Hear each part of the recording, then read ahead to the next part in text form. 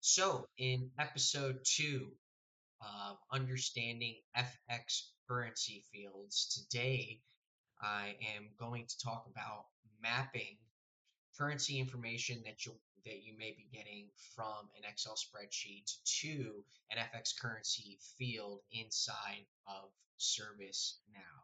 So today we're going to run a little example of a data import. Now, I work a lot in the Nuvolo application built on ServiceNow, and in their project management application, they use a lot of FX currency fields for budgeting. So that's where I initially became friends with the FX currency field. So where I'd like to start is just again talking about what exactly the FX currency field is. And the FX currency field is a combination of a denomination with a value. So as you can see on the product documentation, you have the FX currency field type, and in the field you have the actual value amount that you're going to be putting in, and then you're telling the field which denomination that you want to use.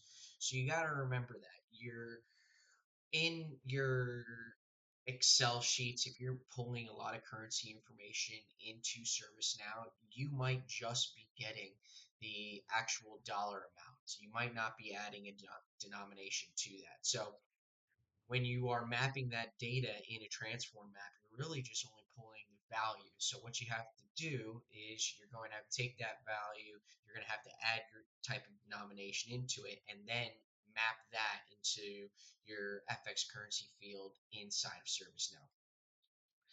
So what I have here is I've done most of the heavy lifting already. I created this data import right here, this data source, and I have three transform maps here. Specifically, the one that we're going to be talking about is this budget allocations one. So I'm just going to go ahead and load all of my records here. I'm going to go to the loaded data. And so I can see my transform map scripts. I'm going to navigate to my transfer map this way and cancel. So here you are. You have the scripts that we're going to run in our first line in line 4. We are snagging that source information from our Excel spreadsheet, and you can find that information when you if you use your mapping assist to see what they call it. Here, in my case, it's the U planned amount is the source field that we're trying to extract the information from. And I just have a little if statement right here.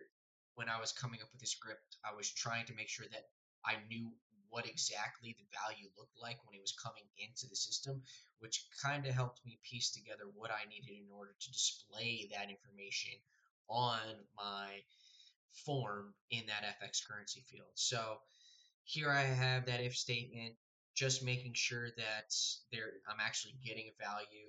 And here in line 7, we have var amount string, and we're actually taking that amount and we are turning it into a string. And we have to turn it into a string because, as you see in line 15, I am hitting my target plan field and I'm using the set display value.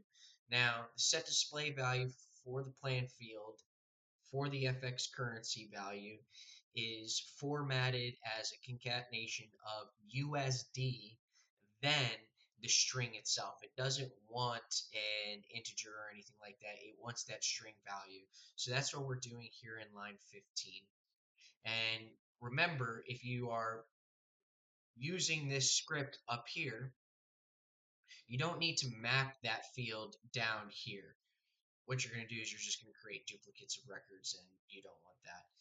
So without further ado, I'm going to click transform. I am going to select my correct transform map.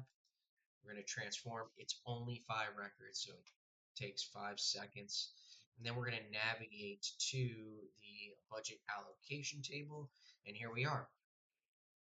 Here's my demo bleachers. And as you can see, I also went ahead and populated the related item, which is the budget that this budget allocation is part of, and then the actual project, which is the bleachers. We're building some new bleachers in the stadium. So that's my episode 2 of working with FX currency fields. There was a lot of heavy lifting in order to figure out how to map these and really strip these down and use them and configure them. So I wanted to make sure I got this on video and I was able to add it to my toolbox and was able to share it with all the rest of you. So thank you very much, and we'll see you on the next one.